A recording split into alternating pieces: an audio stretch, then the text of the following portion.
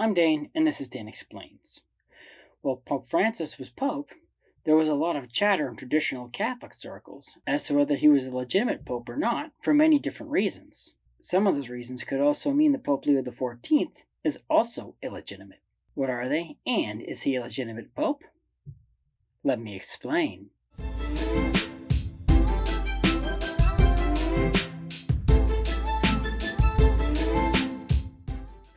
A pope can be illegitimate, also known as an antipope, if his election was illegitimate. I recently covered the basics of what makes a pope legitimate or not legitimate, but the upshot was that the pope needs to be selected by at least 2/3 of the cardinals, plus one, at a conclave during the interregnum period when the Catholic Church doesn't have a pope. Theoretically speaking, Pope Leo XIV got the 2/3 plus one vote, and so he's pope. But that hinges on the acceptance of the College of Cardinals as being valid. There are some schismatic groups that believe the Church has been without a pope since Pope Pius XII died in 1958. Since a legitimate pope is the only person who can select a cardinal, if that were the case, there would be exactly 0 cardinals today that were also cardinals back then. So if that's the idea you stick to, then selecting a new legitimate pope is impossible outside of God coming down and hand-picking someone, because none of the cardinals are legitimate either. Basically, Jesus was wrong when he said the gates of hell would not prevail against the Church. Although I'm sure if you're one of those people, you'll also leave a 15-paragraph dissertation about how I'm wrong in the comments below. Anyway, things aren't necessarily so black and white either. It's possible that only some of the cardinals are valid, and others were not. I think even the more extreme traditional Catholics believe every pope up until Pope Benedict XVI was legitimate. Many, however, think Pope Francis, at least at the time of his death, was not the legitimate pope.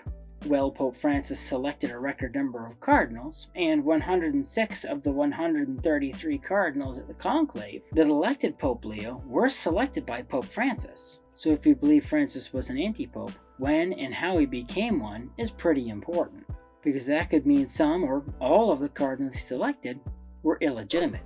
St. Pope John Paul II made a rule that any pope elected in a cabal or a conspiracy would not be a valid pope. It's been alleged that during the 2013 conclave that elected Pope Francis, a group known as the Lavender Mafia conspired to get him elected. If that were the case, then Pope Francis would have been an anti-pope from the beginning, meaning all of the 106 cardinals he selected that voted in the last papal conclave, including Pope Leo himself, wouldn't have been valid cardinals during the conclave. There are other people who hold that Francis apostatized at some point. He has said some things, at least on their face, that seem to be contradictory to Catholic teaching. Some of those things publicly. I've done videos on it before. A pope who apostatizes is no longer pope. So, only the cardinals selected by him before that point would be legitimate.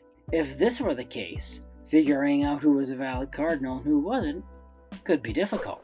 Leo himself was only selected in 2023, which was after Pope Francis made many of his controversial statements. I'll explain what difference that makes in a minute. Who voted for who in the conclave is also secret.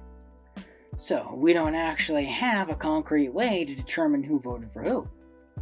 But that might not matter anyway, although there have been rumors. And one is that at least for the first couple of ballots, most of the cardinals appointed by Pope Francis voted for Cardinal Parolin, who definitely would have been the cardinal to most closely follow Francis's legacy. The cardinals not appointed by Francis were nearly all appointed by Pope Benedict. They are pretty much all that's left of the more traditional cardinals, as far as we can tell. There's a rumor that the conservative cardinals teamed up with many of the new cardinals from parts of the world that don't traditionally get many cardinals, since Pope Francis liked to promote people from non-standard places. The conservatives and the non-standard cardinals voted together to help elect Pope Leo XIV, or so the rumors say. If this were the case, it wouldn't matter who the cardinals appointed by Pope Francis voted for, because the conservatives, mostly picked by Pope Benedict, got behind Cardinal Prevost, now known as Pope Leo XIV, so Pope Leo would most likely be legitimate, whether Francis was an anti-pope from day one, sometime later, or was always a legitimate pope, except like I mentioned, Francis did only appoint Cardinal Prevost to the College of Cardinals in 2023. Now, that only looks like an issue at first, because there isn't actually anything stopping the conclave from selecting someone who is not a cardinal as pope, as long as that person is a priest.